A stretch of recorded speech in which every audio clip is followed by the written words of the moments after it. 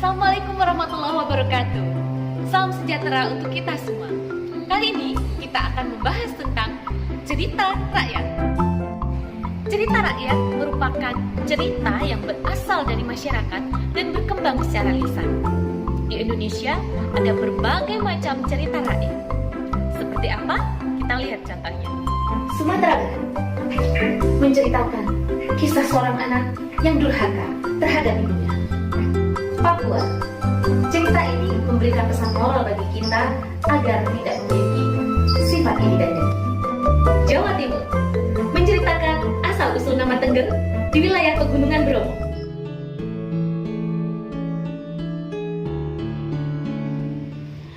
Cerita rakyat memiliki unsur intrinsik yang dapat dikaji untuk menggali isinya.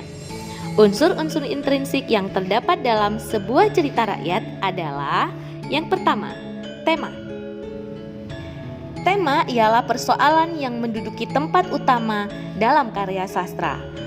Tema mayor ialah tema yang sangat menonjol dan menjadi persoalan. Tema minor ialah tema yang tidak menonjol. Unsur kedua adalah penokohan.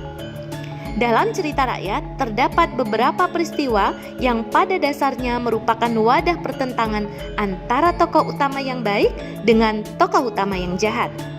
Tokoh utama ialah tokoh yang sangat penting dalam mengambil peranan dalam cerita. Yang ketiga, latar. Unsur latar dapat dibedakan ke dalam 3 unsur pokok, yaitu tempat, waktu, dan sosial.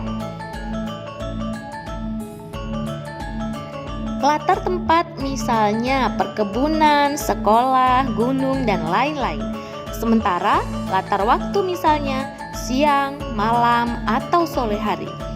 Latar sosial merupakan latar yang berhubungan dengan perilaku kehidupan sosial masyarakat di suatu tempat yang ada dalam cerita.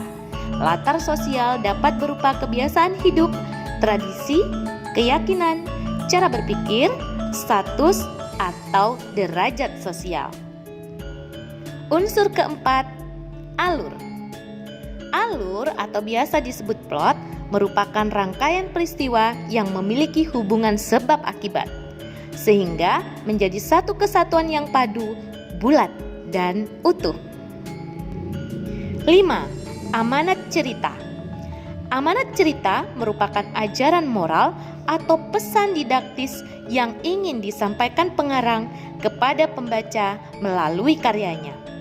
Amanat biasanya tersimpan rapi dan disembunyikan pengarangnya dalam keseluruhan isi cerita. Oleh karena itu, untuk menemukannya tidak cukup dengan membaca 2 atau 3 paragraf saja, melainkan harus membacanya sampai tuntas. Selanjutnya, karakteristik cerita rakyat. Sebagai suatu sastra, cerita rakyat memiliki cara tersendiri dalam menampilkan realitas kehidupan. Cerita rakyat disampaikan secara narasi, yaitu pengarang menyampaikan dengan jelas, menceritakan secara detail, meriwayatkan, dan menonjolkan cerita si tokoh dan waktu.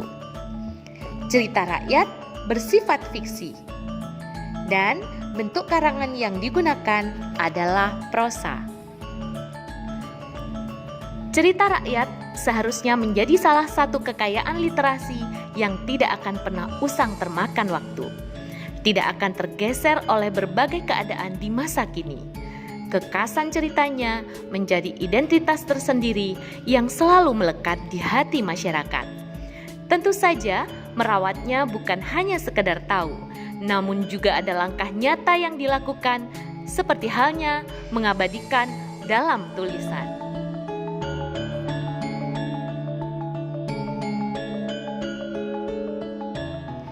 Gunung Tangkuban Perahu, Maling Kundang, Kisah Roro Jonggrang adalah keberagaman cerita rakyat di Indonesia. Mari kita turut serta melestarikan. Salam persatuan.